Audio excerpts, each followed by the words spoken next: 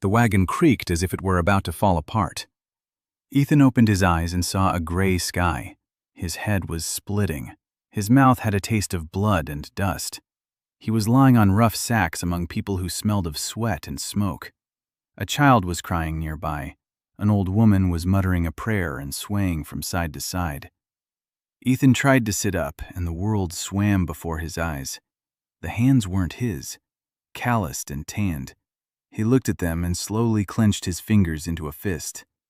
They work. That's good enough. He rolled over the side of the wagon and fell onto the shoulder of the road. His knees buckled. The ground was wet and cold. He got down on all fours and just breathed for a few seconds. Then he raised his head. A column of people stretched along the road. Hundreds, maybe thousands. Women carrying bundles, men with empty eyes, children in their mother's arms. Everyone was heading in the same direction. To the east, behind the hills, black smoke was rising. A lot of smoke. Ethan slowly got to his feet. He looked around. The road was rutted and muddy. Abandoned belongings lay scattered along the shoulders. A broken-down wagon, an overturned trunk with clothes spilling out, a dead horse already swarming with flies. A man next to him made the sign of the cross with his left hand, on his chest, then on his forehead, then to the side. The sign had 3 points, not a cross, a star. Ethan watched this, and inside his head, a switch flipped. The last thing he remembered was the truck's headlights on his windshield, the screech of brakes, the impact, darkness, and a thought about the lenses for the new scope he hadn't finished. Now he was standing on the side of the road in a rough linen shirt and rope pants, barefoot, in a world that didn't exist. He could have panicked, could have sat down and started screaming, could have decided this was the delirium of a dying brain. But Ethan Rice, 29 years old, an optical engineer from Portland, Oregon, was used to solving problems, not yelling at them. He stood there and assessed. The clothes were coarse, the fabric was handmade, the seams were uneven, roughly the 14th century by Earth standards. Maybe later. A 3-pointed star instead of a cross, so it's not Earth. Smoke in the east and a column of refugees, so it's war. He bent down and picked up a shard of glass from the ground, a piece from a broken bottle, green and cloudy. He held it up to his eye and looked through it at the sun. Bubbles, streaks, uneven thickness. The glass was made by eye, no temperature control, no proper fluxes, disgusting quality. Ethan slowly lowered the shard and smiled for the first time that day. A monopoly. He had an absolute monopoly here. He shoved the shard into his pocket and walked along with the column. His legs were buzzing. Stones dug into his bare feet. He walked and listened. The people around him were speaking a language he somehow understood. Maybe it was part of the transfer. Maybe his brain had simply adapted. He didn't know and decided not to waste time on it. He picked up the gist of their conversations. The kingdom was called Valoria. War was raging from the east. The Cassarian Empire. Their cavalry had swept through 3 duchies in a single spring. Magical cavalry. Ethan stumbled when he heard that word, magic. He stopped and looked at the man who had said it, a burly peasant with a bandaged arm. The man said that the Cassarian riders' blood was on fire, that arrows flew off course around them, that horses went mad at a single glance from them. Ethan listened and pieced it all together in his mind. Magic. Hereditary. Tied to the blood. You can't learn it. You're just born with it. So the aristocracy here isn't just a political class. They're physically stronger. They have something the rest of us don't. He walked on, thinking. The arrows are deflected, so there must be some kind of field, or a reflex, or heightened perception.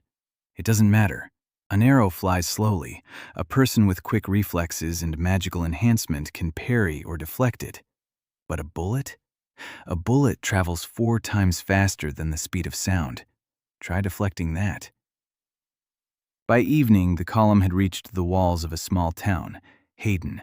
Ethan saw the walls and towers, not very tall, stone, old masonry. A coat of arms featuring a mountain goat hung above the gate. Guards stood at the gate. They let everyone through. The town was packed with refugees. People were sitting in the streets.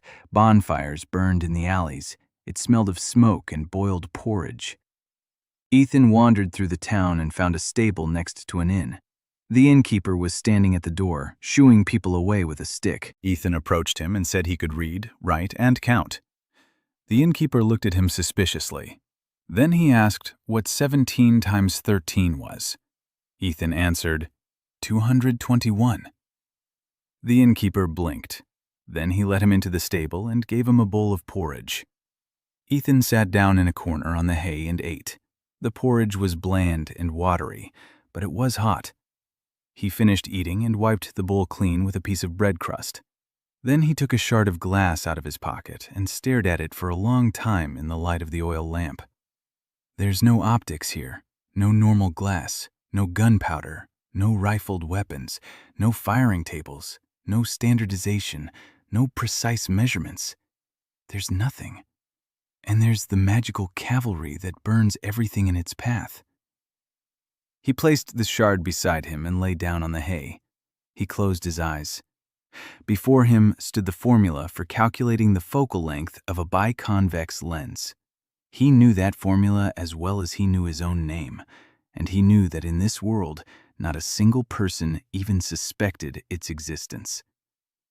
Ethan Rice fell asleep in a stable in a foreign world with a shard of broken glass within reach. Behind the wall, children were crying and a dog was howling.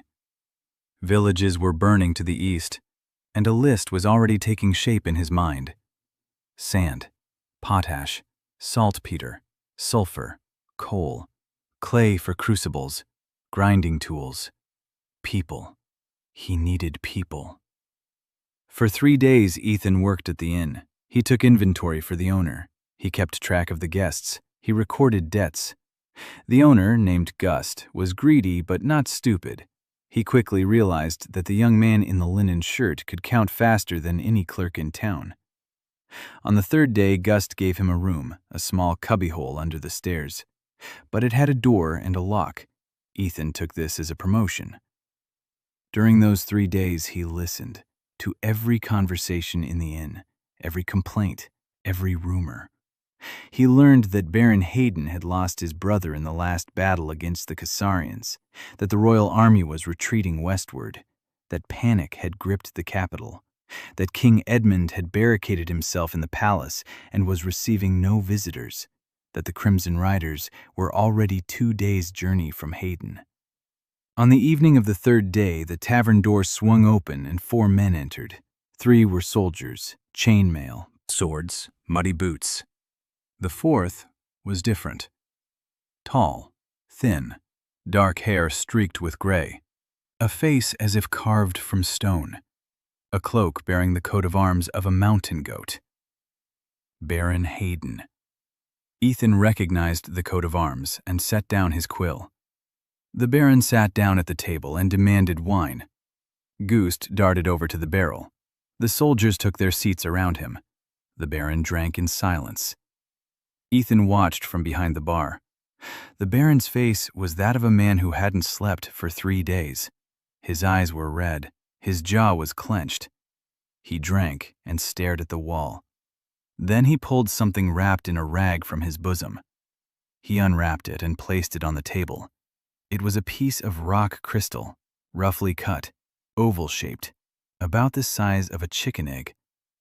The Baron turned it over in his fingers and told one of the soldiers that it was a family heirloom, the eye of the ancestors. Through it, the Baron's great-great-grandfather could supposedly see enemies a whole league away. The soldier snorted. The Baron raised the crystal to his eye and looked out the window. Then he lowered his hand and shook his head. He said he saw only a blurry spot, that the heirloom had died along with his great-grandfather. Ethan approached the table. The soldiers looked at him with irritation. A servant of no noble birth was getting too close to the seigneur. Ethan paid no attention. He was looking at the crystal. Then he held out his hand and asked permission to take a look. The Baron looked at him long and hard. Then he shrugged and handed over the stone. Ethan took it and held it up to the lamplight. He turned it over in his hand. He looked through it. The crystal wasn't bad, clear but uncut. No curvature, just a piece of rock. It couldn't magnify anything. It couldn't do anything at all. Ethan placed the crystal on the table and asked the Baron if he had a second shard like it, or at least a thicker piece of glass. The Baron frowned. He asked why. Ethan said he could make a telescope through which the Baron could see an enemy 2 miles away. Silence fell over the inn. The soldiers exchanged glances. One of them placed his hand on his sword. The Baron stared at Ethan without blinking. Then he asked who he was.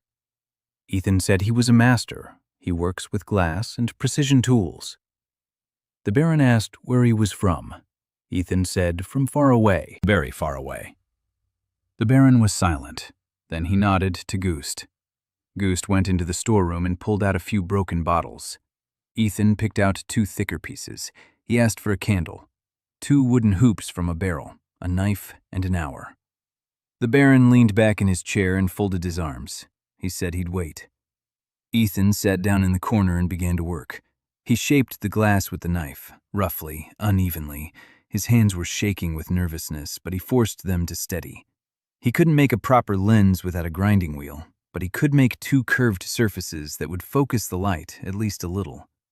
He heated the glass over the candle to soften the edges slightly. He shaped it against a stone. He inserted both pieces into the wooden hoops. He adjusted the distance between them by eye. He wrapped a strip of leather from a belt around the joint. The telescope came out crooked, ugly, an elbow's length long. But Ethan looked through it and saw Gust's face magnified, blurry, rainbow-colored edges, terrible chromatic aberration. But there was magnification, about 3 times. He walked over to the Baron and held out the telescope. The Baron took it with skepticism. He raised it to his eye. He looked out the window. Nothing. Ethan adjusted the angle of the telescope for him and told him to close his other eye. The Baron closed it. He aimed the telescope at the window. Outside the window was night, and little could be seen. Ethan led him to the door and out onto the porch. The moon hung over the city. The hills beyond the walls were bathed in silvery light. The Baron raised the telescope to his eye and aimed it at a distant hill. He froze. His hand trembled. He slowly lowered the telescope. Then he raised it to his eye again. On the hill, 2 miles from the city, stood horsemen, 8 of them. Even in the moonlight, their crimson cloaks were visible. A standard hung from the shaft of one of the lances, a black bull on a red field. The Caesarian patrol. The Baron lowered the spyglass and looked at Ethan. The hand holding the spyglass was trembling. He swallowed. Then he asked hoarsely what else Ethan could do. Ethan stood on the inn's porch, barefoot in a linen shirt, looking at the Baron. Then he shrugged and said he could do a lot of things, but he suggested saving the barony first. Baron Hayden didn't sleep that night. Neither did Ethan. They sat at a table in the inn until dawn. Ethan spoke. The Baron listened. Ethan told him about glass, how it could be made transparent if one knew the right additives and temperature, about telescopes that would allow them to see the enemy long before battle, about gunpowder. He didn't say the word gun, not yet anyway, just gunpowder. He explained that the monk's pshik was the same mixture, only poorly prepared, that if it were properly ground and granulated, it would become a force capable of hurling a stone faster than any catapult. The Baron listened, and his expression changed.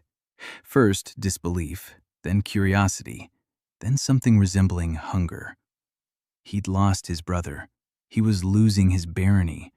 The army had lost 3 battles. Arrows bounced off the Crimson Riders, spears snapped, horses panicked. And here, sitting before him, was a man of no lineage who claimed he could give him a weapon against all of this. At dawn, the Baron rose from the table. He looked down at Ethan.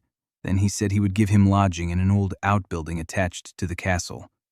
3 assistants, and 1 month. If there were results in a month, he would receive more. If not, he shouldn't take offense. Ethan nodded. He wasn't offended. A month was plenty. A month was an eternity. He stood up from the table, went outside, and looked east.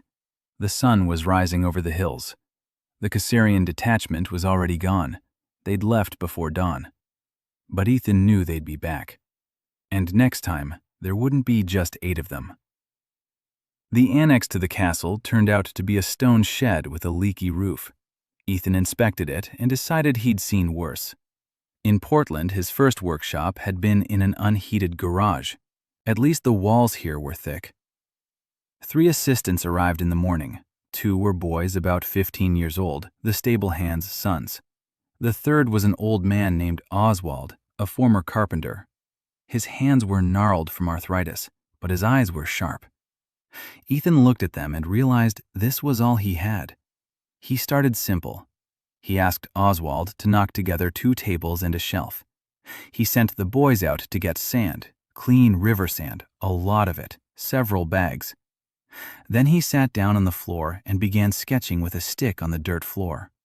A list.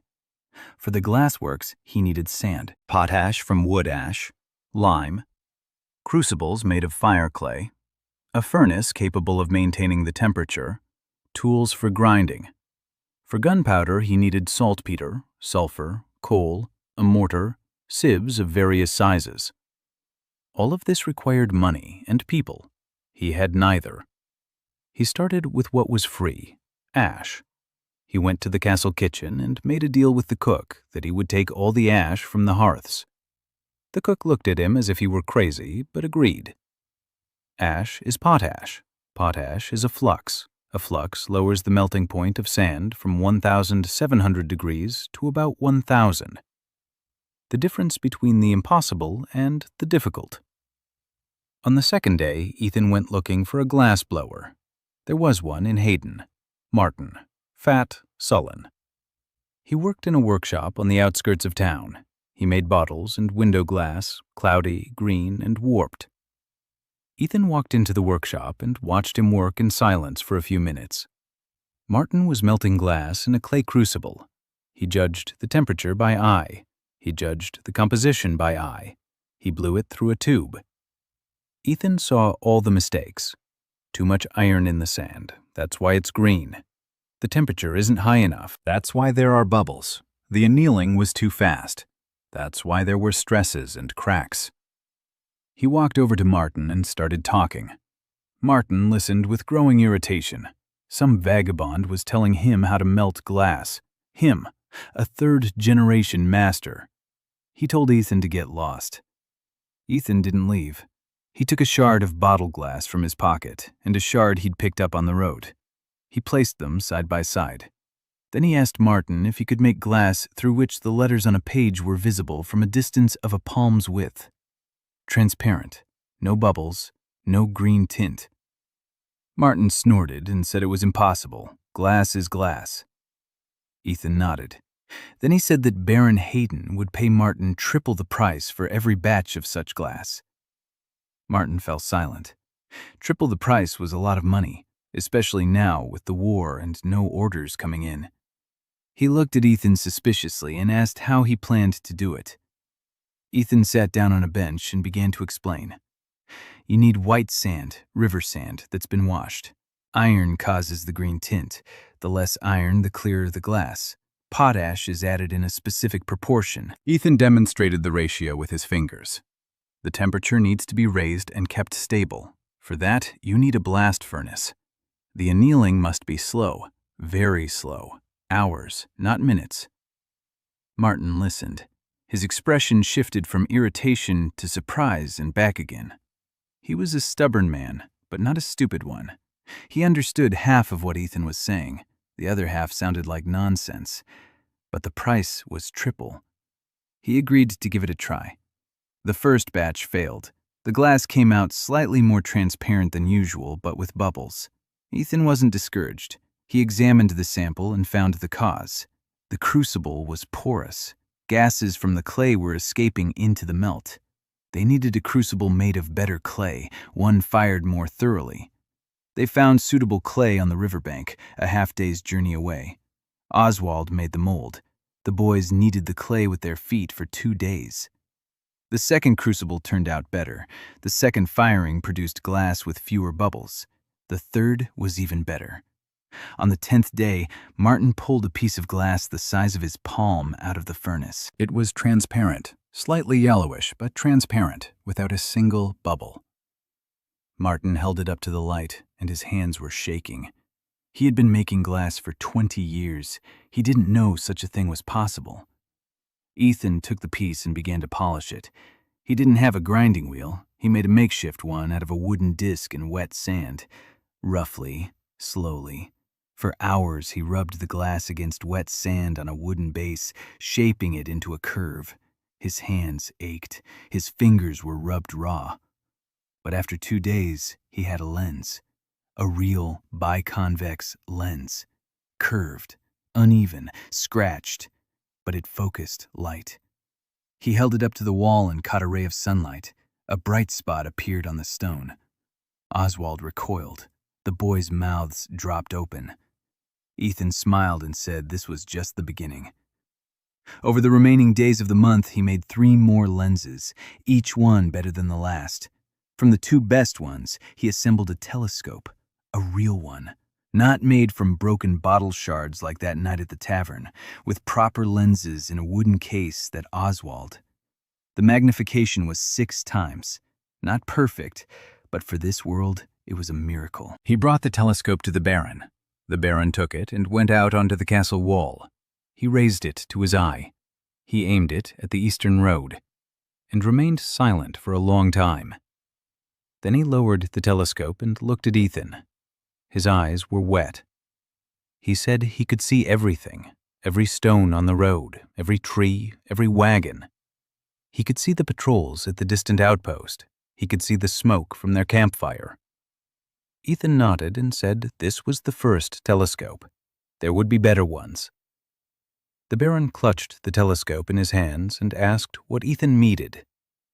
Ethan said he needed a workshop, a real one, with furnaces and tools, people, not 3 but 10, money for materials, and protection, because soon those who shouldn't know about his work will find out. The Baron nodded. That very day, Ethan received everything he'd asked for. The 1-month probationary period ended on the 10th day. The workshop was set up in an old stable by the castle's eastern wall. Ethan remodeled it in a week.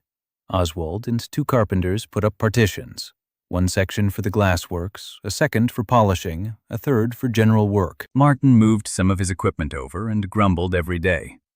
Ethan had grown accustomed to his grumbling, just as he had to the sound of rain.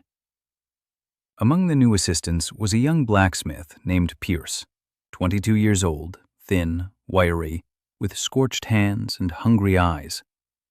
He came on his own. He'd heard that in the castle a master of no particular lineage was making glass through which one could see for miles, and he came to ask if it was true. Ethan showed him the tube. Pierce looked into it and didn't say a word.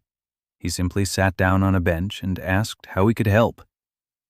Ethan realized he'd struck gold. Pierce was the kind of person who grasped the essence of things at a glance. Show him a part once and he'd replicate it, explain the principle, and he'd figure out the application on his own. Ethan began teaching him not just blacksmithing, but precision. What a tolerance is, what it means when 2 parts must fit together with the precision of a hair's thickness. Pierce absorbed it like dry earth soaks up water. He spent the night in the workshop. Sometimes Ethan would find him in the morning, asleep right next to the anvil with an unfinished piece in his hand. At the same time, Ethan set to work on saltpeter. That was the most difficult task. Gunpowder without saltpeter is just charcoal and sulfur, useless dust. Saltpeter was known in this world. The monks used it for fireworks, but they extracted it in a barbaric way, scraping white deposits off the walls of cellars and cesspools. Not enough. Dirty, unreliable. Ethan dug saltpeter pits, 4 of them behind the eastern wall. Manure, ash, straw, soil, all in the right proportions. The boys shoveled through the piles once a week. The pits were supposed to yield their first batch of saltpeter in 3 months. Until then, Ethan worked with whatever he could find. He bought up all the saltpeter from the monastery 2 days' journey away. He paid for it with the Baron's money, a small sack, dirty, impure. He purified it by recrystallization, dissolved it in hot water, filtered it through cloth, evaporated it, obtained white crystals, pure. Then he mixed it in the designated area. 75 parts of saltpeter, 15 parts of charcoal, 10 parts of sulfur. He ground it in a mortar, moistened it, sifted it through a sieve, dried it. The result was a handful of black powder, the first proper gunpowder in this world. He took it outside the wall and placed a pinch on a rock. He lit it. The flash was bright and sharp. Not a fizzle, not a slow burn, a real bang. Smoke shot up in a column. Pierce was standing nearby and recoiled. Then he looked at Ethan, his eyes ablaze. Ethan said it was just combustion. If this powder were sealed in a sturdy tube, it would propel a stone with such force that it would pierce armor. Pierce swallowed hard. News of the explosion spread throughout the castle within an hour.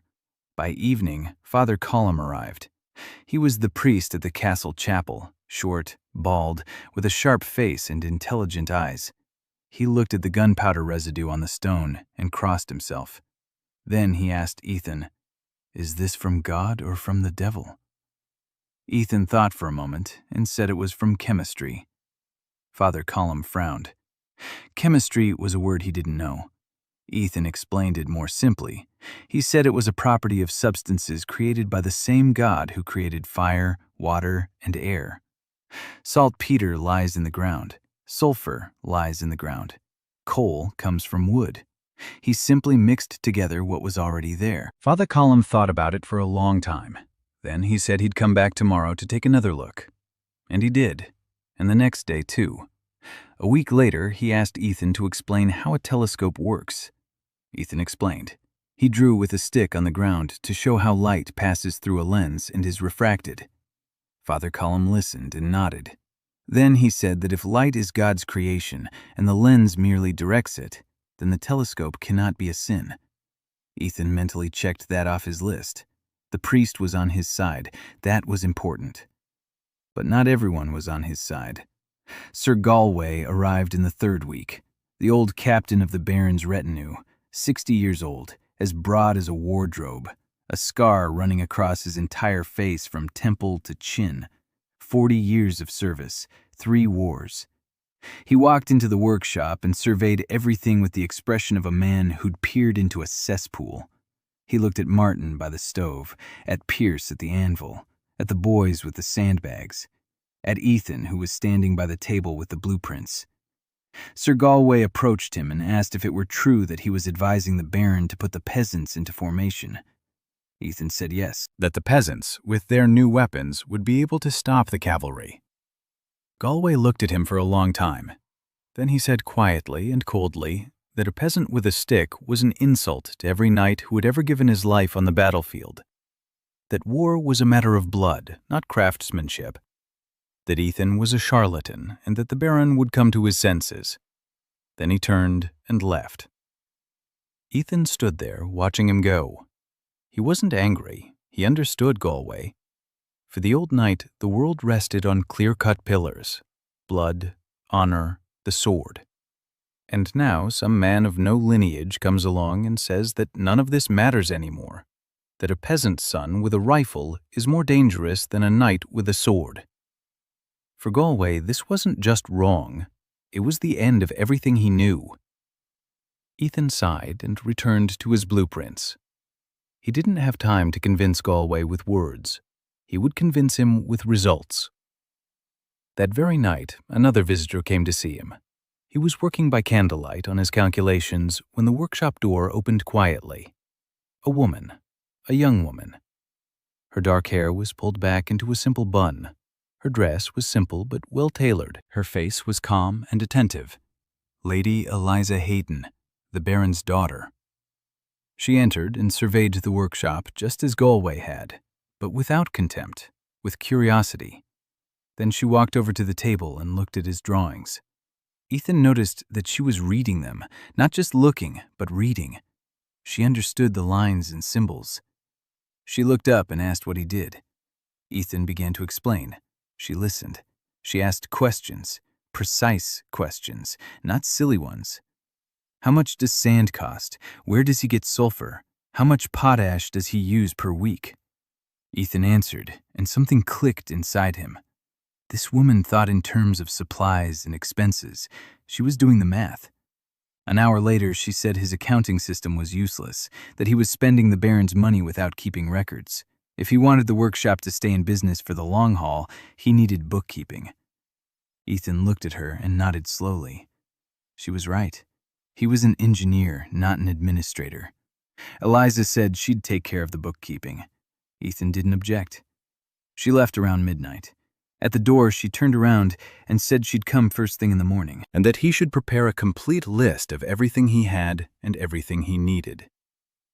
Ethan watched the door close and thought that fate sometimes brings the right people along at the right moment. Eliza arrived the next morning, just as she'd promised, with a notebook and an inkwell.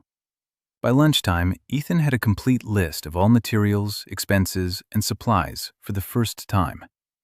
Eliza wrote everything down, every bag of sand, every pound of potash, every candle. Ethan looked at her neat columns of numbers and felt something like relief. He wasn't carrying the burden all by himself anymore. Eliza worked quietly and methodically. She came in the morning and left in the evening. Sometimes she stayed late. She didn't meddle in his work with advice. She built a system around his work. A week later, deliveries were on schedule. 2 weeks later, she'd arranged for regular shipments of ash and coal with 3 villages. 3 weeks later, she'd found sulfur deposits half a day's journey to the south and hired 2 men to mine them. Ethan told her once that without her input, they'd have neither gunpowder nor bread in a month, that she wasn't just a helper, but half the business. At that moment, Eliza had her back to him and was writing something in her notebook. Her pen stopped. She didn't turn around. She just stood there for a few seconds. Then she continued writing. But Ethan noticed that her shoulders had straightened slightly. The second month began with Martha's arrival, a woman of about 26, quiet, thin, with 2 children, a boy named Tim, about 6 years old, and a younger girl. They had come with a column of refugees from a burned-down village to the north. Martha was the widow of a glassblower. Her husband had died when the Cassarians burned down their workshop. She knew how to work with glass, not to melt it, but to cut it, hold it, feed it, and blow it. She'd spent 20 years working alongside her husband. Martin took her on as an assistant after Ethan asked him to. Martha worked in silence. She did as she was told. She didn't ask questions. Ethan noticed that she looked at him with caution, as if he were something that might turn out to be dangerous. He didn't impose himself. He just worked beside her. A week later, he noticed that her son, Tim, was squinting. The boy was sitting in the corner of the workshop, trying to make out the letters in a book Father Colum had given him. He held the page right up to his nose. Ethan walked over and took a look. Then he asked Tim to look at the wall and say how many fingers he was holding up. Tim couldn't see the fingers from 3 steps away. Nearsightedness. Severe. In this world, for a child from a poor family, that was a death sentence. The boy would stumble. He wouldn't be able to study. He wouldn't be able to work properly. Ethan didn't say anything to Martha. That evening, he sat down in the workshop and began working. 2 small lenses, concave. For nearsightedness, you need diverging lenses, not converging ones. He knew this as well as he knew his multiplication tables. He ground them for about 4 hours. Then he asked Pierce to make a frame, a thin one, out of bronze, with temples that hook over the ears. Pierce didn't understand why, but he did it, precisely, carefully. By morning, the glasses were ready, small, clumsy, with lenses that were slightly uneven. But they worked. Ethan called for Tim.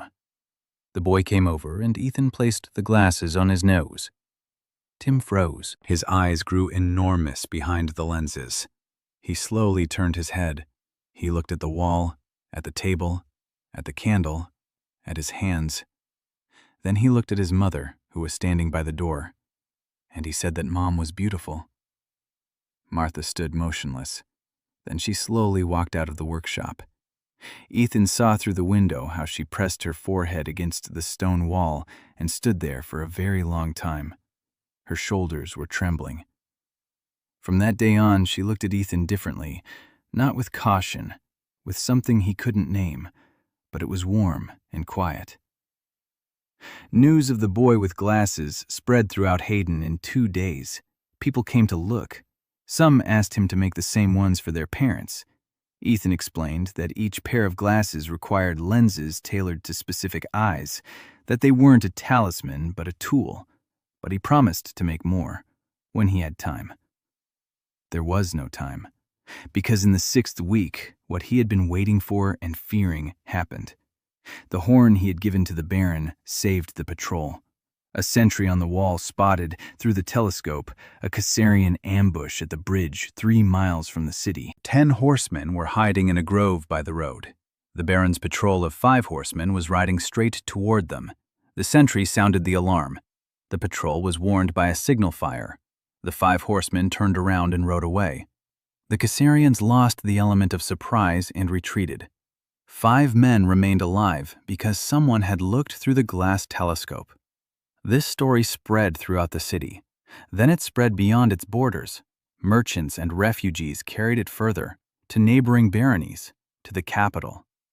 Ethan understood that this was good for his reputation, and very bad for his security. If word of the tube reached Hayden, it would reach Caesarian as well, and the Caesarians weren't fools. He told the Baron this. The Baron nodded. He reinforced the guards around the workshop. He posted 2 men at the door day and night. But Ethan knew that wasn't enough. He didn't need a guard with a spear. He needed someone who understood the threat. He found such a person the very next day. Sir Godfrey the Younger, a knight from a minor noble family, came to the Baron seeking employment. He brought his sister with him, Una Godfrey, 19 years old. She was short, broad-shouldered, with short dark hair and a tanned face. A short sword hung at her waist, and a bow rested on her back. She moved like someone who had been accustomed to weapons since childhood. According to Valorian tradition, the youngest daughters of knightly families often received military training. Una had received it in full. The Baron took Godfrey into his service and assigned Una to guard the workshop. Una entered the workshop, surveyed the room, checked the windows and doors, and without a word stood at the entrance. Ethan was working. Una stood there. By evening, she couldn't stand it anymore and walked over to the table. She looked at the spyglass. She asked if she could take a look. Ethan handed her the spyglass. Una raised it to her eye and focused on the castle wall across the courtyard, then on the roof of the house, then on the weather vane on the tower. She lowered the telescope and looked at Ethan. Her eyes were ablaze. She asked if the telescope drew out one's soul. Ethan, without looking up from his drawing, said it only took your eyesight, and not for long. Una smiled, wide and open. Then she asked if he had anything that could shoot. Ethan looked up at her. Then he said, "Not yet. But he would soon." Una nodded and said that when he did, she wanted to be the first. Then she returned to the door and took up her post again. Ethan watched her and thought. He had a workshop. There was a glassblower, there was a blacksmith, there was a manager. There was a priest who didn't get in the way. There were guards. Now he needed a weapon. Ethan began making a gun in the 7th week. Not right away. First, he made the one thing without which a gun is impossible, the barrel. He sat down with Pierce and explained the task. He needed an iron tube, 2 cubits long, with a wall thickness of 1 finger. The bore inside had to be even and smooth. Pierce asked how to do it. Ethan explained. Not by forging around a rod like they do with drain pipes. Drill it. Take an iron bar and drill a channel through it, slowly, precisely. Pierce scratched the back of his head. He had only 1 drill bit, a small one, for holes in hinges. Ethan sketched another drill bit for him, a long one, with a groove to carry away the shavings, made of hardened steel. Pierce looked at the sketch and nodded. He understood. 3 days later, the drill bit was ready. It took another 2 days to build the machine, a very simple one. The bar was clamped in a wooden vise. The drill bit was rotated by hand using a crank. 2 boys turned the crank. Pierce guided the drill bit. Ethan stood nearby, making sure the axis didn't veer off course. They ruined the first block. The drill bit veered off course at the 3rd inch. Ethan said that was normal. They started over. The second block turned out better. The groove ran almost straight. Almost. At the 8th inch, it veered off again. The 3rd block, the 4th. Pierce worked with a tenacity that was admirable. He didn't complain, he just started over. On the 5th block, the groove ran straight from start to finish. Straight, smooth. Ethan slipped a thin stick into it, and it went through freely without getting stuck.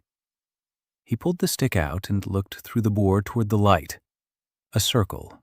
Even. Bright. Ethan put his hand on Pierce's shoulder and said it was the best barrel in the world. Pierce grinned and said it was the only barrel in the world. They both laughed. The barrel was ready. Now for the lock, a flint lock. Ethan knew the mechanism by heart. A hammer with a clamped flint, a powder chamber, a striker, a spring, a trigger. He sketched each part separately, 12 parts. Pierce made them one by one. He remade some of them 3 times. The spring was the most difficult part. It required steel that would bend but not break. Pierce hardened and tempered the metal over and over again until he found the right balance. It took 2 weeks. Oswald carved the stock from ash wood, rough but sturdy. Ethan adjusted the shape so that the butt rested against his shoulder and not his collarbone. He remembered how painful the recoil could be if the stock was wrong. By the 8th week, all the parts were ready. Ethan assembled them on the table in the workshop. The barrel slid into the stock, the action snapped into place, the trigger mechanism clicked. Done. The shotgun lay on the table, and it was ugly, heavy, rough. The barrel was slightly crooked, the stock was unhewn, the action was bulky. But it was a gun, the first firearm in this world. Ethan took it in his hands and felt his hands tremble, not out of fear, out of realization. He was standing in a medieval workshop, holding in his hands something that would change everything. War. Politics, society, history, everything. Pierce stood nearby, staring intently at the gun. Oswald sat on a bench, shaking his head. Martin peeked out from the glassworks and grunted. Martha pulled Tim close and took a step back. Eliza stood in the doorway with a notebook in her hands, watching silently. Una approached and held out her hand. Ethan shook his head. First, the test. They went outside the wall the next morning. Ethan, Pierce, Una, the Baron with 2 soldiers. Father Colum came on his own. No one had called for him. He stood off to the side, his lips moving. Ethan loaded his rifle. He poured gunpowder into the barrel. He inserted the lead bullet that Pierce had cast the day before. He rammed it in with a ramrod. He poured gunpowder onto the breech. He raised the rifle to his shoulder. He aimed at a wooden shield that had been dug into the ground 50 paces away. He told everyone to step behind him. Then he held his breath, and he pulled the trigger. The hammer fell. The flint struck the striker. Sparks rained down onto the PAM. The gunpowder flared up. The roar hit his ears like a sledgehammer. Smoke enveloped Ethan in a white cloud. The recoil jolted his shoulder. He lowered the rifle and waited for the smoke to clear. The shield stood where it was. There was a hole in the center of it. Clean. Neat. The bullet had passed right through the 1-inch thick plank and into the ground beyond it. Silence. The Baron stood with his mouth agape. The soldiers turned pale. Father Colum crossed himself 3 times. Una didn't move. Then she slowly turned her head toward Ethan. Her eyes were huge. She asked quietly if she could try. Ethan reloaded the rifle. He showed Yuna how to hold it, how to rest the butt against her shoulder, how to aim along the barrel, how to squeeze the trigger smoothly. Yuna listened intently. She raised the rifle. She took aim. She fired. The bullet went 2 feet to the left of the target. Yuna cursed. She asked for another turn. Ethan reloaded. Yuna fired again. This time the bullet struck the edge of the target. Yuna grinned. She asked for one more. The third shot hit the target. Not in the center, but it hit. Yuna lowered the rifle and turned to Ethan. Her face was beaming. She said it was an honest weapon. Blood didn't matter here. Neither did the gift. The only thing that matters is who's the better shot. The Baron walked over to the shield and touched the hole with his finger. Then he looked at Ethan over his shoulder. He asked if it would pierce chainmail. Ethan said it would pierce both chainmail and a breastplate, from 50 paces. The Baron asked, "What about from 200? Ethan said he'd have to check, but probably yes. The Baron stood in silence. Then he asked how many such guns Ethan could make in a month. Ethan said that with Pierce, the two of them could make 2. If they had 2 more blacksmiths, 4. If there were 6 of them and a larger workshop, maybe 8. The Baron nodded. He said Ethan would get everything he needed. At that moment, Sir Galway appeared from around the corner of the wall. He stood there listening. All 3 shots, all 3 hits. He looked at the shield with the holes in it, at the gun in Yuna's hands, at Ethan. His face was ashen. He said nothing. He turned and walked away. He didn't speak to Ethan for 2 weeks after that. Galway's 2 weeks of silence were not inaction. He walked around the castle and spoke with people, with soldiers, with minor knights, and with priests from the town chapels. He said that a master without lineage was destroying order, that a weapon that strikes without the gift of blood was heresy in iron, and that if the peasants gained such power, they would turn it against their lords. Ethan learned this from Eliza. She came in the morning and placed a notebook in front of him. Inside was a list of people with whom Galway had spoken over the past 10 days, names, dates. Ethan looked at the list and then at Eliza. He asked how she knew this. Eliza said the castle was small. The maids hear everything, and the maids love Lady Eliza because she knows each of them by name and asks about their children. Ethan nodded slowly. Eliza was gathering intelligence and didn't even call it that. For her, it was simply keeping track, not of materials, but of people. Ethan asked what he should do. Eliza said nothing. Galway is a loyal man. He won't betray the Baron. He just doesn't understand. Let him see the results and figure it out for himself. Ethan agreed. Meanwhile, the workshop was growing. The Baron provided 4 more blacksmiths. Pierce taught them to work with the precision Ethan demanded. 2 managed it, 2 didn't. Ethan didn't scold those who failed. He simply reassigned them to manual labor, forging blanks and casting bullets, work where precision wasn't critical. By the 3rd month, he had 4 finished guns, all flintlock, all ugly, but they all fired. Ethan began teaching people. Yuna was the first, then 4 hunters from nearby villages, then 3 younger sons of minor nobles who stood no chance of inheriting their estates and were looking for a different path. Ethan built a shooting range behind the eastern wall, targets 50 paces away, then 100, then 150. He taught the shooters just as he'd been taught in the courses in Portland: stance, grip, breathing, aiming, smooth trigger pull. Each movement separately, then all together, over and over again. Yuna was the best shot. She had a keen eye and a steady hand. At 100 paces, she could hit a target the size of a head. Ethan told her that in his world, they give medals for shooting like that. Yuna asked what medals were. Ethan explained. Yuna said she preferred a carbine. Ethan hesitated and said the carbine still needed to be made. Just then, Hannah arrived, a traveling apothecary. Ethan had found her by chance. She was treating the wounded at the city hospital, which was more like a shed for the dying. Ethan had gone there because one of his boys had cut his hand on a piece of glass. The cut was deep and dirty. Ethan knew that without disinfection, the wound would get infected. He was looking for anyone who knew anything about treating injuries. Hannah was sitting by the bed of a soldier with a bandaged leg, grinding something in a mortar. Ethan approached and asked what she was doing. Hannah looked up. Her face was narrow. Her black hair was pulled back into a tight knot. Her eyes were dark and wary. She said briefly that she was making a remedy for blood poisoning. Ethan asked what it was made of. Hannah listed the ingredients: wormwood, garlic, honey, and vinegar. Ethan nodded. All of these had antiseptic properties. Rough, but it works.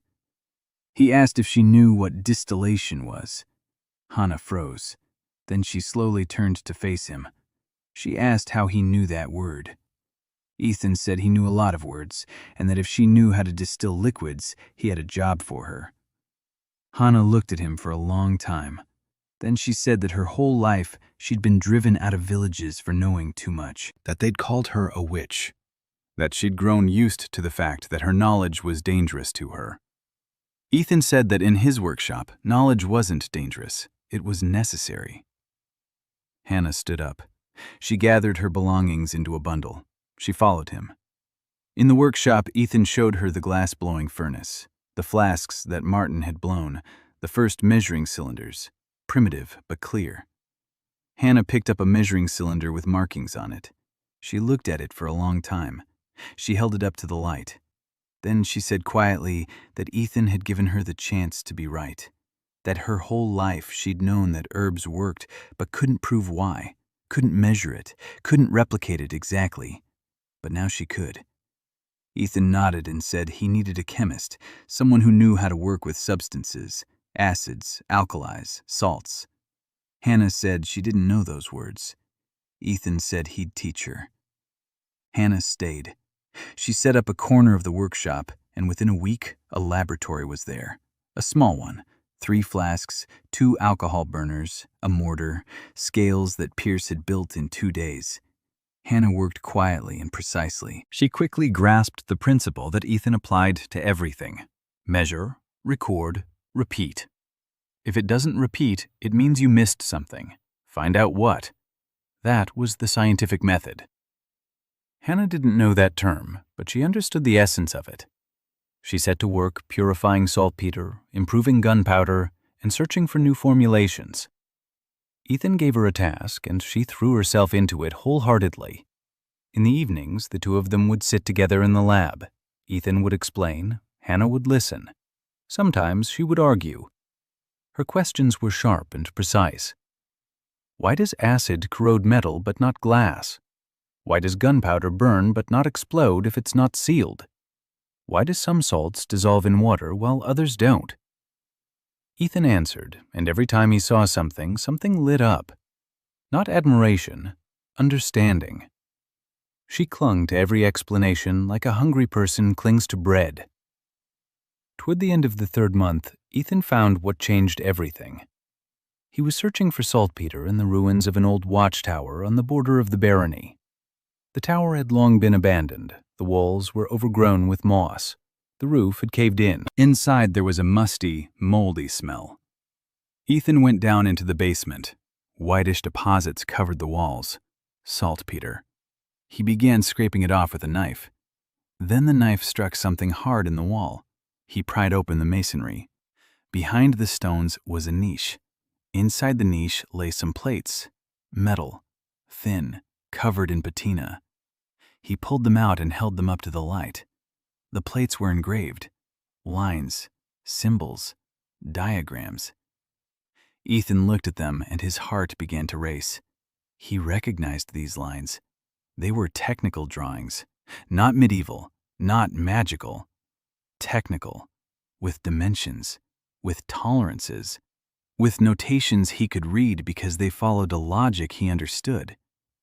One plate showed a diagram of a mechanism, a simple one, a lever, a spring, a striker, a barrel. It was a gun, or something very much like a gun. Someone in this world already knew. Someone had already done this, a long time ago. A very long time ago. Ethan stood in the damp basement, holding the plates in his hands, and realized he wasn't the first one here, that someone had walked this path before him, and that someone hadn't made it all the way. Ethan brought the plates to his workshop and didn't sleep for 3 nights in a row. He sat by candlelight, deciphering the engravings. The lines were crisp, despite the patina. Whoever made these plates knew what a standard was. The lines were all the same thickness. The measurements were marked using a system that resembled the metric system. It didn't match exactly, but it followed the same logic. A base unit of length, multiples, tolerances. The 5 plates contained drawings. A gun, primitive but recognizable. A lens, biconvex, with the curvature specified. A glass melting furnace with a blast furnace with temperature control. A distillation apparatus for purifying substances. And the last plate. It didn't have a drawing on it. It had text, symbols that didn't resemble any local alphabet.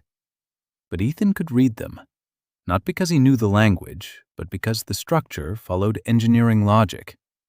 Abbreviations, designations, references to previous plates. It was accompanying documentation. Whoever wrote this thought like an engineer. Ethan sat there staring at the plate, his hands trembling. This world had already been through this. Someone had already melted glass, had already made gunpowder, had already built guns, and had failed. He stacked the plates and locked them away in a chest. He didn't show them to anyone. Not yet, anyway. He needed time to think. In the morning, he went back to work. Guns, arrows, gunpowder, saltpeter. The routine saved him from questions he had no answers to. By the end of the 3rd month, the saltpeter pits yielded their first harvest. Hannah processed it. The crystals were better than the ones he'd bought from the monks, purer, larger. The gunpowder made from them burned more consistently. Ethan ramped up production. 10 pounds of gunpowder a week, then 20. At the same time, he was making guns. By the 4th month, he had 8. By the 5th, 12.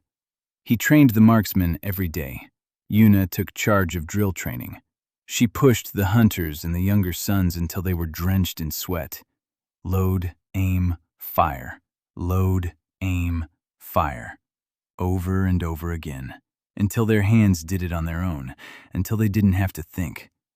Ethan set a goal, 3 shots per minute. That was slow by 18th century standards, but for the first marksman in a world where guns didn't exist, it was fast. By the end of the 5th month, Yuna had gotten her men to fire 2 shots per minute. Ethan said that was good. Yuna said that it wasn't enough. She was right. In the 6th month, war came. Not rumors, not scouting parties, a real war. A sentry on the wall spotted dust on the eastern road through his spyglass. A lot of dust. Ethan climbed up onto the wall and looked for himself. 20 horsemen, heavy cavalry, crimson cloaks, a standard bearing a black bull. A Caesarian detachment was heading for the village of Millbrook, 3 miles from Hayden. People lived in the village. Women, children, the elderly, those who hadn't managed to flee. The Baron summoned Galway. The old knight said they needed to send out the cavalry to intercept them on the road. The Baron looked at Ethan. Ethan said no. The Baron's cavalry, 15 riders, against 20 Caesarians with the gift of blood, was suicide. He suggested something else, an ambush on the approach to the village. 12 archers behind a wattle fence, armed with slings. Galway flushed. He said it was cowardice, that knights don't hide behind a wattle fence. The Baron was silent. He looked from Galway to Ethan. Then he asked Ethan if he was sure. Ethan said he was sure. That 12 guns from 50 paces would stop 20 horsemen. The Baron nodded. Galway gritted his teeth and left. Ethan, along with Yuna and 12 archers, rode out toward Millbrook. Eliza stayed at the castle and made sure the spare ammunition was packed. Martha was helping Pierce cast the last of the bullets. Hannah was preparing first aid supplies. They were ready 2 hours before the Caesarians arrived. Ethan surveyed the area. The road ran through a field between 2 rows of hedgerows, a narrow passage. The horsemen would either ride in a column or spread out across the field. Either way, they would be within firing range. Ethan positioned his shooters, 6 behind the hedgerow on the right, 6 behind the fence on the left. Crossfire. Yuna with the right group, one of the hunters with the left group. Ethan stood behind the right group, without a rifle, with a spotting scope. They waited. The sun was setting. Then he saw them. Through the binoculars, 20 horsemen, at a walk, relaxed. They didn't expect any resistance. The village was easy prey for them. They rode into the field. Ethan waited until the lead horsemen were level with the middle of the fence. Then he raised his hand. Yuna was watching him. He lowered his hand. Yuna shouted, "Fire!" 12 rifles fired simultaneously. A roar echoed across the field. Smoke obscured their view. The screams of horses, the screams of people. Ethan was counting. 3 seconds to reload is a long time. Too long. He shouted, "Second row!" The 6 shooters who hadn't fired first raised their rifles. The smoke cleared slightly. Horses and riders lay scattered across the field. Not all of them. Many. The rest were trying to turn around. The horses were thrashing about. A second volley. 6 more shots. More smoke. More screams. Then silence. Ethan waited. The smoke was clearing. 12 horses and 9 riders lay on the field. The rest were galloping away toward the east, abandoning the wounded, abandoning their banner. Yuna stood behind the fence, rifle in hand, breathing heavily. Her face was pale. She turned to Ethan and said nothing. Then she sat down on the ground. Ethan walked over to her. He sat down beside her. They were silent.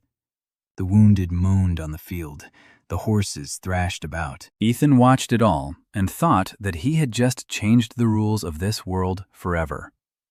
12 outcast riflemen had stopped 20 magical horsemen, without the gift of blood, without noble lineage, with nothing but gunpowder and a scope. When they returned to Hayden, the Baron was standing at the gate. He looked at Ethan and his men, at the rifles, at the empty cartridge pouches, at the faces of the riflemen. Then he walked over to Galway, who was standing nearby. Galway was staring at the ground. The Baron didn't say a word to him. He simply placed a hand on his shoulder and walked toward the castle. After the battle at Millbrook, everything changed. The news spread throughout the barony in 2 days. Common peasants armed with iron rods had stopped the Crimson Riders. People came to the castle and asked if it was true. Yuna's archers walked through the town, and people recognized them. They were offered drinks, food, a place to stay. For the first time since the war began, something resembling hope appeared in Hayden. Ethan wasn't happy. He was doing the math. 9 Caesarians killed and 3 wounded out of 20. 11 had escaped. Those 11 would return to their people and tell them. They'd tell them about the thunder, about the smoke, about how their comrades fell from their horses, not from arrows or spears, but from something invisible that struck from afar. The Caesarians would think it over, and they would come again, in greater numbers. Ethan sat down with Yuna and analyzed the battle, minute by minute.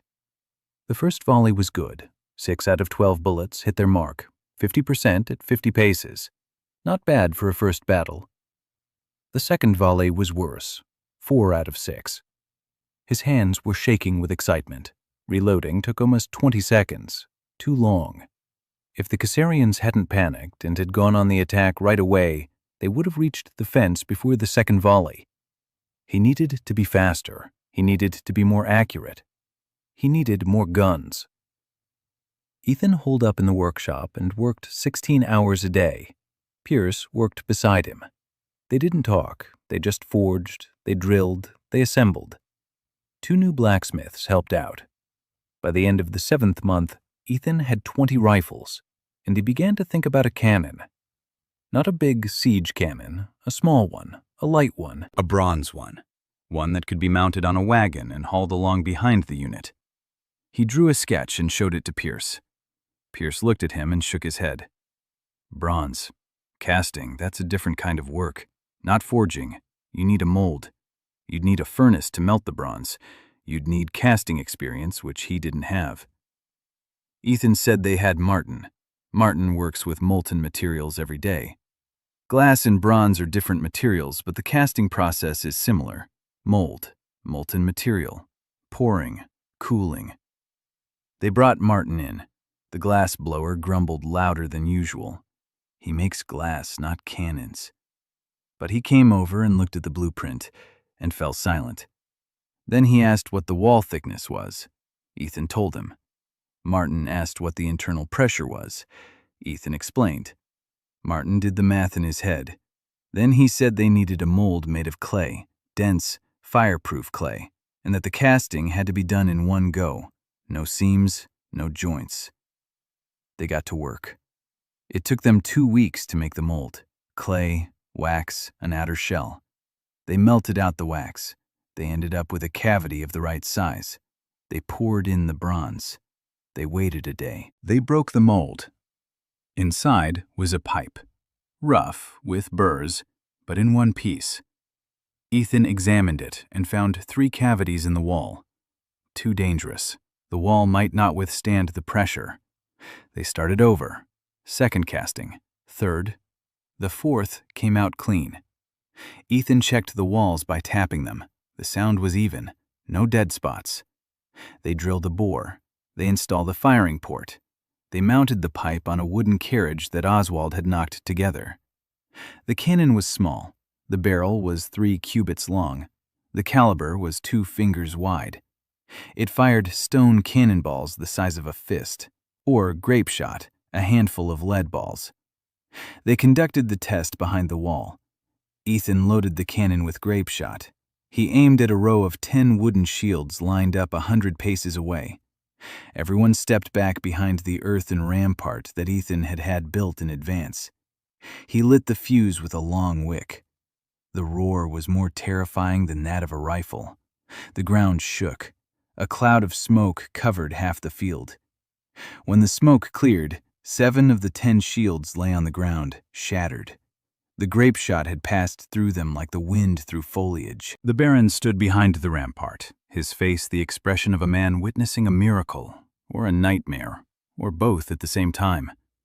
He turned to Ethan and asked hoarsely how many of these could be made. Ethan said that 1 cannon took a month to build, but if a foundry were set up separately from the forge, it could be done faster. The Baron asked what he needed. Ethan said a workshop, bronze, people, and time. The Baron said he would provide the workshop and the bronze. He'd find the people. As for time, that depended on the Caesarians. That same evening, Galway came to see Ethan for the first time in many weeks. The old knight entered the workshop, sat down heavily on a bench, and remained silent for a long time. Then he spoke. He said he'd seen the battle at Millbrook. He'd been standing on the wall, looking through a telescope a sentry had lent him. He'd seen the horsemen fall. He'd seen spears snap without even touching their targets. He'd seen the Caesarians flee. He said he'd fought for 40 years and had never seen 12 men stop 20 heavily armed horsemen. Never. Then he fell silent for a long time. Ethan waited. Galway raised his head and said he didn't like Ethan. He didn't trust him. He believed that Ethan's work would destroy the world as Galway knew it. But he wasn't a fool. He could see that the Caesarians would come again, and that without Ethan Hayden's guns and cannons, they wouldn't stand a chance. So he'll help, not because he believes in Ethan, but because he believes in the Baron and wants to protect these people. Ethan nodded. He said that was enough. Galway stood up and walked toward the door. He stopped in the doorway. He turned around. He said that if Ethan betrayed the Baron, he would personally slit his throat, not like a knight, like a butcher. Ethan said he'd remember that. Galway left. Ethan sat in silence and thought that Galway's respect was worth more than any approval. The old knight had trampled on everything he believed in and extended his hand to the enemy of his convictions, because people were more important than principles. Ethan decided that someday he would tell Galway about the plates. about how this world had already been through this, and about how it ended. But not now. Right now, he needed to prepare for what was coming from the east. Winter came early. Snow fell on the fields at the beginning of the 10th month and didn't melt. The roads turned to slush and then froze solid. The cold seeped into the workshop through cracks in the walls. Martin grumbled that the glass was cracking from the temperature fluctuations. Pierce worked in fingerless gloves and breathed on his hands every 10 minutes. Ethan made everyone insulate the workshop. They sealed the cracks with tow.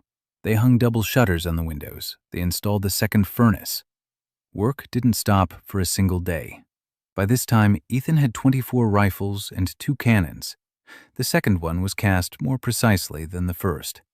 Martin had gotten the hang of casting. There were already 30 marksmen. Yuna divided them into 3 groups of 10. Each group fired every day, morning and evening, in frost and in snowstorms. Yuna said that if they couldn't shoot in bad weather, they couldn't shoot at all. Ethan agreed with her. The Cassarians didn't wait.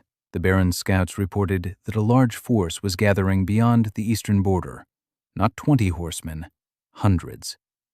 Every sentry on the wall now had a spyglass, 5 of them. Ethan had them mass-produced, identical, with identical lenses, with identical magnification. Eliza insisted on keeping an observation log. Each sentry recorded what they saw and when. Ethan taught them to estimate distance based on the size of objects in the telescope. If a horseman was visible in full, that meant he was at such and such a distance. If only his head was visible, that meant he was at such. A simple chart. Eliza printed it out in her beautiful handwriting and hung it in every guard post. In the winter, another problem arose.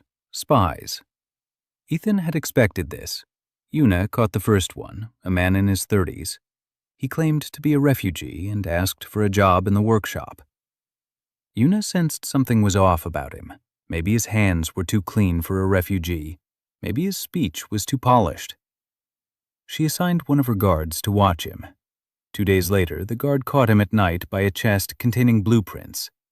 The man tried to escape. Yuna caught up with him at the gate and knocked him down with a blow from the butt of her rifle to the back of the head. The Baron interrogated him. A mercenary, sent by a merchant from Cassarian. The mission was simple, to find out what kind of weapon it was and how it worked.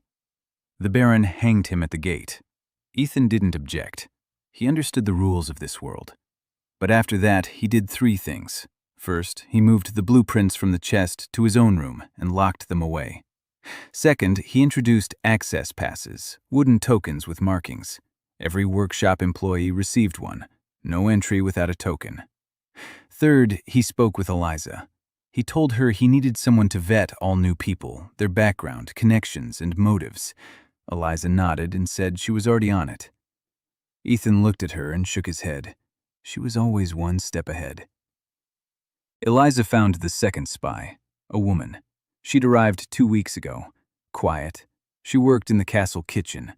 Eliza noticed that the woman walked past the workshop too often. She was nearby too often when Ethan was discussing something with Pierce. Eliza checked her out. The woman had come alone.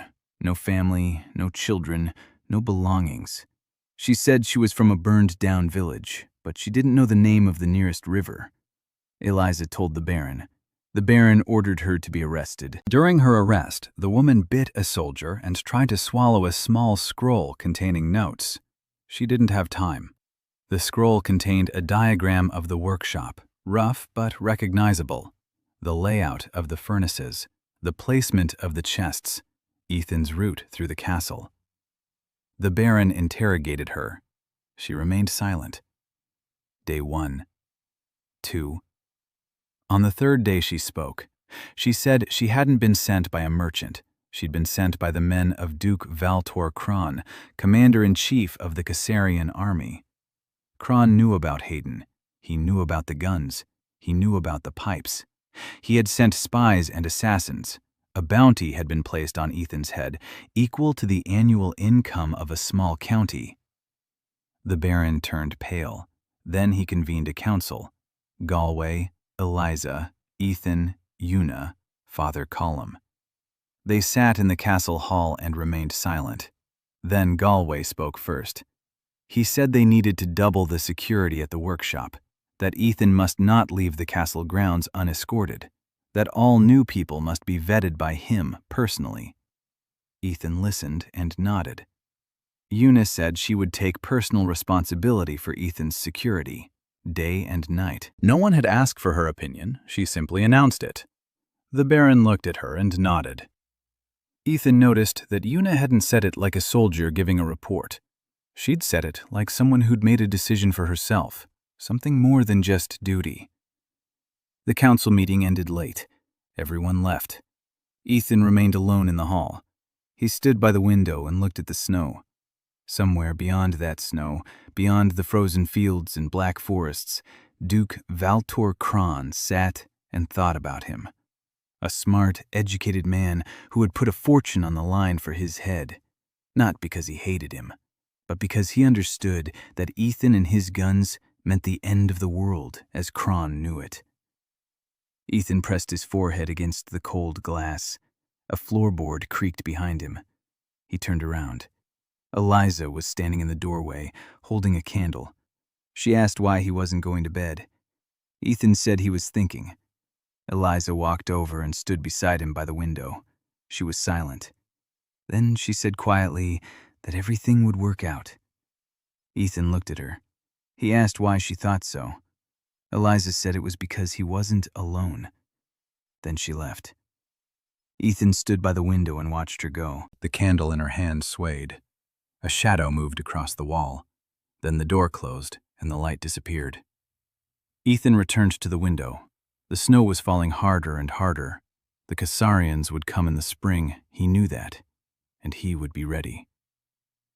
Spring arrived with the rains. The snow melted quickly, and the roads turned into rivers of mud. Ethan made the most of every day. By early spring, he had 36 guns, 2 bronze cannons, 80 marksmen. Una divided them into 8 groups of 10 and appointed commanders, the best marksmen, those who don't just hit the target, but hit it even when their hands are shaking and their hearts are pounding in their throats. Ethan turned his attention to tactics. He understood that the Cassarians wouldn't come with just 20 horsemen.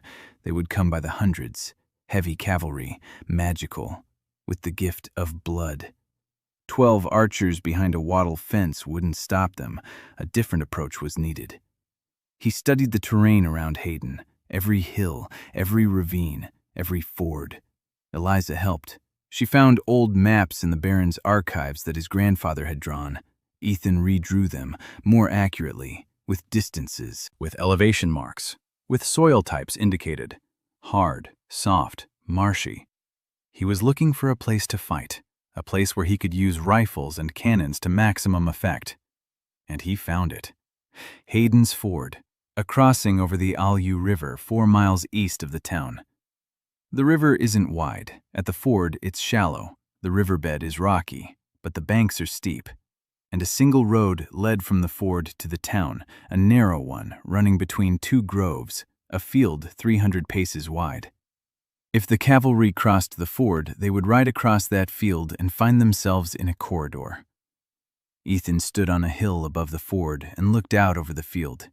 Then he took out a notebook and began to calculate. Distances, angles, firing sectors, the time it would take the cavalry to cross the field, reloading speed, and the number of volleys. He calculated for 3 days. Then he went to the Baron with a plan. The plan was simple. Riflemen on both sides of the field, hidden in the groves, concealed, invisible. Cannons on the hill behind the field, also concealed. The cavalry enters the field. The cannons fire at the head of the column. The riflemen fire at the flanks. Crossfire. Nowhere to retreat. Cannonballs ahead. Bullets on the flanks. The river behind. The Baron listened, his fingers tapping on the table. Galway stood behind him, listening as well. When Ethan finished, Galway spoke up. He said the plan was good, but they needed barriers, traps at the approaches to the groves, so the horsemen couldn't turn off and bypass the archers, and pits in the field, shallow ones, to break the horses' legs. Ethan looked at Galway and nodded. The old knight knew his stuff. He hated guns, but understood tactics. The Baron approved the plan. Work began immediately. Peasants dug pits in the field and camouflaged them with branches and sod. Soldiers set up the barriers. Archers took up positions in the groves and practiced shooting from behind the trees. Ethan set up the cannons on the hill and zeroed them in. 10 test shots. He recorded each one: range, spread, angle. He compiled a firing table, the first of its kind in this world. A simple one with 3 columns: distance, barrel angle, and amount of gunpowder. Kana had improved the gunpowder. The granules were finer and more uniform, and it burned more steadily. It produced more gas. The bullets flew farther and more accurately. She worked in the lab until late every night, and Ethan found her asleep at the table with a measuring cylinder in her hand several times. He would cover her with his coat and leave. She would wake up and continue working. There was something between them, not words, not gestures, something in the way they passed a flask to each other, the way their fingers accidentally brushed over the mortar, the way Hannah would look up when he entered and immediately look away. Ethan noticed it, and he kept quiet. Not because he didn't want to, because it wasn't the right time. Intelligence reported that the Caesarians had set out, 300 Crimson Riders, an elite cavalry corps, under the personal standard of one of Duke Kron's commanders. They were heading for Hayden. The Baron had gathered everyone. Archers and soldiers stood in the castle hall. Ethan stood before them. He didn't give a speech. He walked down the line and said one sentence to each man, by name, to the point. Pierce, the left flint in your musket is loose. Replace it. John, breathe in on the count of 3, just as you were taught. Tom, don't forget to clean the ignition hole after every 3rd shot. Una, don't try to be a hero. I need you alive. Una smiled. Then the riflemen left the castle and set off for Hayden's Ford. 80 men with rifles, 2 cannons on wagons, enough gunpowder and bullets for 3 hours of battle. Eliza stayed behind at the castle. She stood at the gate and watched them leave. Ethan turned around. Their eyes met. Eliza didn't wave. She didn't cry. She just stood there. And that spoke louder than any words. They took up their positions a day before the Caesarians arrived. The riflemen took cover in the groves, 40 on the right, 40 on the left, each squad behind the trees. The first row fired, the second reloaded, then they switched places. The cannons stood on the hill, camouflaged with branches. A crew manned each cannon, a loader, a gunner, and a fuse setter. Ethan stood on the hill next to the cannons. From there, he could see the entire field. He held a spyglass in his hands. Next to him was Una, with a rifle and a sword at her belt. She refused to go into the grove. She said her place was by his side. Ethan didn't argue. Galway stood below at the edge of the grove, with a sword, in full armor. He had brought the Baron's 15 horsemen. They stood behind the grove, a reserve, in case anyone broke through. The night passed in silence. In the morning, fog rose from the river and obscured the ford. Ethan waited. He looked through his spyglass. At 9 o'clock in the morning, the fog began to lift, and he saw them. The Caesarians stood on the opposite bank. Many, so many. Rows of crimson cloaks stretched from the shore to the hills, banners bearing black bulls, horses in battle caparisons, the glint of steel. Ethan counted. 300, maybe more. Heavy cavalry. Every rider a bearer of the blood gift. Each could amplify the force of a sword strike to the power of a battering ram, could make a horse leap onto a wall, could deflect an arrow with a glance. Against them stood 80 peasants with iron pipes. Ethan lowered his pipe and looked at Una. She stood calmly. The wind ruffled her short hair. She wasn't afraid, or perhaps she knew how to hide it. The Caesarians began their crossing. The first horsemen entered the water. The horses walked confidently across the rocky bottom. The water reached their bellies. Ethan waited. Don't shoot. Let them cross. Let them line up on the field. Let them enter the corridor between the groves. The first 100 crossed the ford and moved across the field, at a walk, then at a trot. They didn't see the ambush. The crossbows were hidden in the grass. The pits were camouflaged. The archers lay behind the trees and didn't move. The second 100 began the crossing. The third waited on the opposite bank. Ethan counted. The first 100 reached the middle of the field, between the groves, within range. The second 100 was emerging from the water. It was time. Ethan raised his hand, then he lowered it. The fuse handler at the first cannon lit the fuse. A roar. The cannon bounced on its carriage and rolled backward. Shrapnel struck the head of the column. Horses and men tumbled to the ground. Screams. The second cannon fired 3 seconds later. Shrapnel lashed out at the second row. And then the rifles opened fire. 40 barrels on the right, a volley, smoke. 40 barrels on the left, a volley, smoke. The field turned into hell. Horses bolted, riders fell. The gift of blood could deflect an arrow. It could stop a spear. But a bullet flew faster than thought, faster than a reflex, faster than magic. They fell, one after another. Crimson cloaks lay in the grass like autumn leaves. One of the Caesarians tried to turn and attack the groves. His horse flew into the snares. It stumbled. The rider flew over its head and fell to the ground. A second horse fell into a pit. A crunch of bone, a screech. Reload. A second volley, a third. Ethan stood on the hill and kept track. Time, distance, pace. He shouted corrections down to the archers. Left grove, shift your aim 20 paces closer. Right grove, target the rear ranks, not the front. Reload the cannons with grape shot. Faster!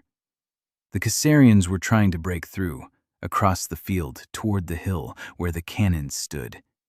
A group of 30 horsemen formed a wedge and galloped straight toward the hill. Ethan saw their faces, distorted by rage, eyes burning red. The gift of blood. They had activated it. The ground shook beneath their hooves. Ethan shouted for the cannons to aim at the wedge. Both cannons swiveled. The fuses were lit. The wedge was 200 paces away. 150. 100. Ethan raised his hand. He waited a little longer. 80 paces. He lowered it. Both cannons fired simultaneously. A double charge of grape shot at point-blank range. The wedge shattered, like a glass vase smashed against the floor. Horses and men tumbled across the ground. None of the wedge made it to the hill. The battle lasted an hour. By the end of the hour, the field was covered with bodies. Horses roamed without riders. Crimson cloaks lay in the mud. The Caesarians fled. Those who had survived turned and headed for the ford, back across the river, away. 30, maybe 40 men out of 300. Ethan lowered his telescope. His hands were shaking, not from the cold, from what he had seen. The field, the bodies, blood. It wasn't glorious, it wasn't beautiful. It was terrifying and necessary. Una stood beside him, silent, her face pale, her lips pressed together. Then she sat down on the ground and rested her rifle on her knees. And she sat there like that for a very long time. Down in the field, Galway and his horsemen rode out from behind the grove. Not to attack, there was no one left to fight. He rode across the field, looking from side to side. Then he stopped his horse, turned toward the hill where Ethan stood, and slowly bowed his head. Not a bow, not a salute, just an acknowledgement. Ethan saw this through his spyglass and felt nothing but exhaustion. 3 days after the battle, the king arrived in Hayden, not with an army, not with his court, on horseback with a dozen personal guards. King Edmund of Valoria turned out to be different from how Ethan had imagined him. Not an old man, not a majestic monarch. A man of 40 with a weary face and attentive eyes.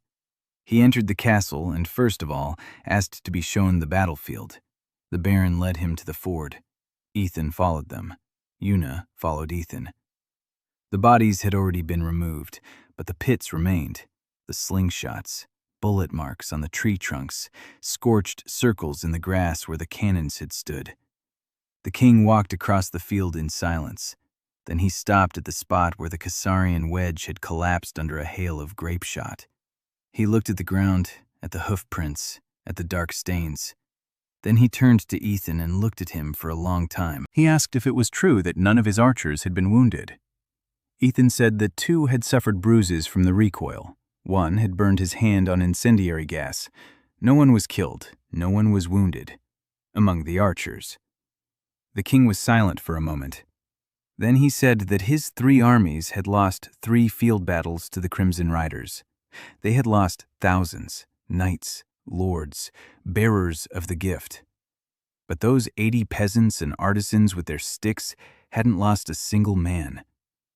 Ethan said nothing. The king asked to be shown the workshop. Ethan showed him the glassworks, the smithy, Kana's laboratory, the warehouse for finished guns, the cannon yard, the polishing shop. The king walked around and touched everything.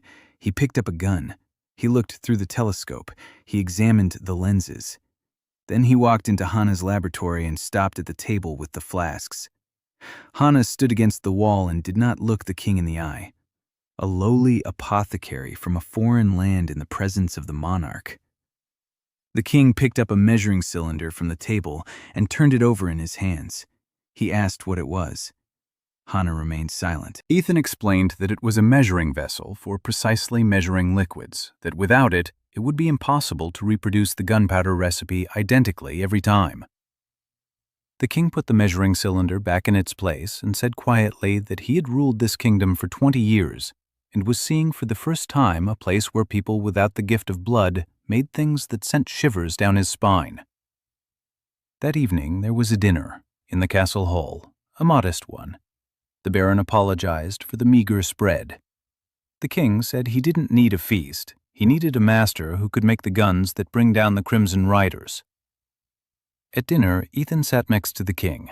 He spoke, not about guns, about the system, about standardization, about how the bullet caliber must be the same in every rifle, that the gunpowder must be the same in every batch, that shooters must be trained using a unified methodology, that without this, a rifle is just a stick, but with this, it becomes a force that changes the world. The king listened without interrupting. Then he asked what Ethan needed. Ethan named 3 things. A patent as a master engineer of the crown. This would grant him legal status. Land for the academy, not a military one, but one for the practical sciences, where they would teach glassmaking, blacksmithing, chemistry, mathematics, and astronomy. And a decree. A decree stating that masters and artisans are under the protection of the crown and cannot be punished for their work without a royal trial. The king was silent for a long time. Then he looked at the baron. The baron nodded. The king looked at Galway, who was standing by the wall. Galway did not nod, but he did not shake his head either. The king turned to Ethan and said that he would receive the charter tomorrow, the land for the academy as well. The decree would come, but not immediately. The court needed to be prepared. Ethan said he understood. Then he allowed himself the only liberty of the entire evening. He said that while he was certainly of no noble birth, he knew how to count, and in this day and age, that was worth more than a family tree. The hall fell silent. One of the king's guards placed his hand on his sword. Then the king laughed, a long, heartfelt laugh, and the hall exhaled. After dinner, Ethan stepped out into the courtyard. The night was warm, the first warm night of the year. The stars shone brightly. He stood there gazing at them and thought that somewhere among those stars was his sun, his earth, his workshop in Portland, the lenses for the new scope that he'd never finished. He wasn't missing it. He didn't regret it. He was just remembering. Footsteps sounded behind him. Eliza. She stood beside him and looked up at the sky too. Then she said that her father had smiled today for the first time in a year, that the king had given him hope. No, Ethan corrected her. Not the king. The gun. Gunpowder, the rifle. The people who learned to shoot. Eliza shook her head. She said no. Him, Ethan, the man who invented it all, put it together and made it work. Ethan was silent. Then he said quietly that none of it would have worked without her notebooks and lists and supply calculations, without Pierce and Martin and Hannah and Una, without the Baron who believed in him, without Galway who didn't believe in him but helped anyway. Eliza listened. Then she said one word. "Thank you." And she left. Ethan stood in the courtyard, looking up at the stars, and for the first time thought that this world could become a home. The year passed like one long day. After the king's visit, Hayden changed. Money arrived from the capital. The workshop expanded into an entire neighborhood. The foundry yard, the gunpowder mill, a polishing workshop, an armory. Martin's glassworks became the best in the kingdom. Martin no longer grumbled. He commanded 3 apprentices and produced glass of a quality never before seen in Valoria. Eliza ran the entire operation.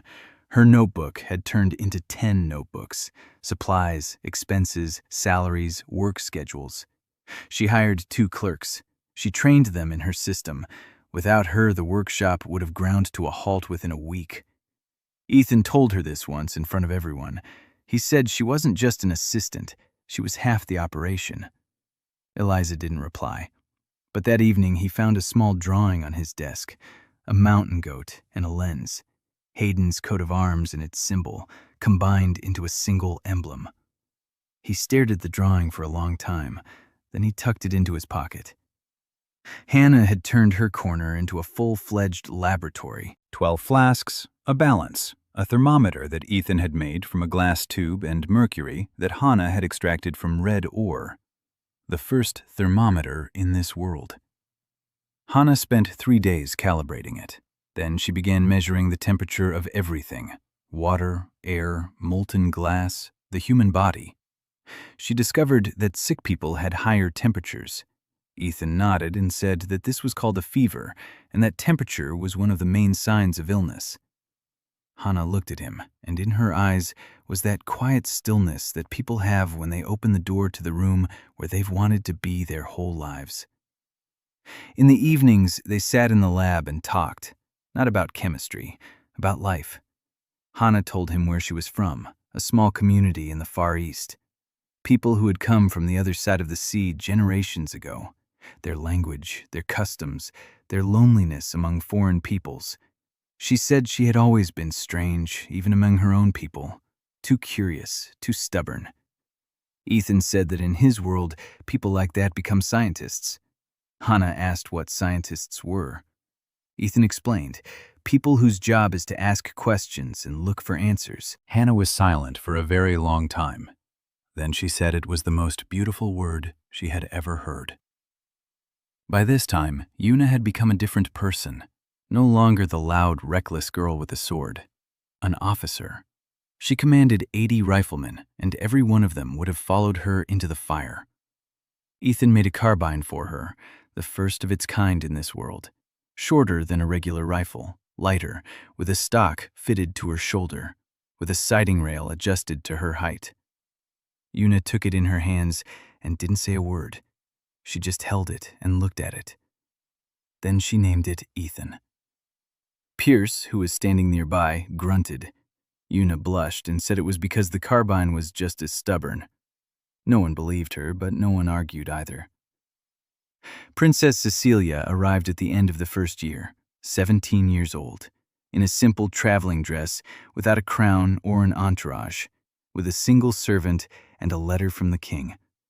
The letter stated that the princess was coming to express the crown's gratitude. Ethan understood what that meant. The king's eyes and ears were on the workshop. He didn't object. Cecilia turned out to be not a spy, but a force of nature. She asked questions. 200 a day. Why is glass transparent? Why does gunpowder explode? Why doesn't the moon fall? Why is the sky blue? Half the questions were clever, half were naive, but all were sincere. Ethan answered her just as he would have answered a colleague, in detail, with drawings, without oversimplifying. Cecilia listened with her mouth agape. Then she wrote it down in her notebook. Then she asked more questions. Ethan built her a small telescope, a tabletop one, with 2 lenses. Cecilia pointed it at the night sky and froze. She saw rings around a distant planet, golden bands, a shadow on the disk. She stared, holding her breath. Then she pulled away from the telescope, her eyes wet. She asked what it was. Ethan said it was another world, very far away. Cecilia said quietly that she'd felt small and unnecessary her whole life. But if such worlds existed, maybe there was a place for her too. After that, it was impossible to tear her away from the telescope. She observed every night. She took notes. She drew. Ethan thought she would become this world's first astronomer. Isla arrived quietly, just as a spy should. She appeared among the refugees in the 3rd month. She called herself Kira, a weaver's widow. She got a job in the workshop. She worked diligently. She remained silent. She listened. Ethan noticed her in the 2nd week, not because she made a mistake, because she didn't make any mistakes. Too meticulous, too observant. She memorized the layout of things too quickly. He watched her for a month. Then one evening, he placed a stack of blueprints on the table in front of her. Fakes. A rifle with incorrect proportions, gunpowder with the wrong ratio, a lens with the wrong curvature. He sat down across from her and said calmly, "If she takes this to Caesarion, they'll believe her, but it won't work. A gun made from these blueprints will blow apart on the first shot. If she stays, he'll give her a new name, a real passport, a job, a room with a key. She could choose, but only once. Ayla, the real name she'd given herself after a week of silence." She sat across from him and looked at him. Her face was expressionless. Her eyes were cold. Her hands lay on the table, motionless. Then she asked why he was doing this. Ethan said it was because she deserved a choice she'd never had. Isla was silent for a long time. Then she said she would stay. Ethan nodded. He took a small bronze key out of his pocket and handed it to her. The key to a room at the academy. Her room. Isla took the key and clenched it in her fist. Her fingers turned white with tension. She said nothing. She stood up and left. But Ethan could see that her shoulders were shaking. The 2nd year passed amid both war and construction. The Royal Army went on the offensive. Ethan gave her mobile artillery batteries, 6 cannons on light carts, a unified command system, firing tables for every range. Einmoor Fortress, which had been considered impregnable for 100 years, fell in 11 days. The cannons breached the walls in 3 places. The riflemen kept the defenders from reaching the embrasures. Duke Valtor Krone sent Ethan a personal letter through an intermediary. He offered to enlist into the service of the Empire. He named a sum that made the Baron's jaw drop. Ethan politely declined. That same day, he began developing a rifled barrel. 2 months later, a 2nd letter arrived from Krone. Not an offer, an invitation to a meeting, under the banner of a truce. Ethan went. Una tried to talk him out of it. Eliza remained silent, but her face said it all. Hannah gave him a small vial of antidote, just in case. Isla checked the route and stationed her people along the road. She already had her own people. The former spy had quickly become the head of Ethan's small intelligence network. The meeting took place in a tent on neutral ground. Duke Valtor Krone turned out to be a tall, thin man in his 50s with silver temples and calm gray eyes. He invited Ethan to the table with the maps. He poured some wine. They talked for 3 hours. Krone made no threats. He didn't haggle. He spoke as one equal to another. He said he understood that Ethan would win, that rifles and cannons were the future and the gift of blood was the past, that he saw this more clearly than his own generals. Then he fell silent and quietly said that he knew Ethan would win, but he asked if Ethan understood what he would destroy. For 1,000 years, the world had been in order. The gift of blood provided structure, hierarchy, meaning. If it were taken away, what would remain? Chaos, a war of all against all. Peasants with rifles shooting at lords. Lords hiring peasants to shoot at other lords. Endless bloodshed. Ethan listened without interrupting. Then he replied. He said he understood, and that he knew what he would build in its place. Not chaos, not a revolution. An academy, a school, a hospital, a bridge. Everything that can be built when people stop dividing themselves into those who have blood and those who don't. Kron looked at him for a long time. Then he nodded.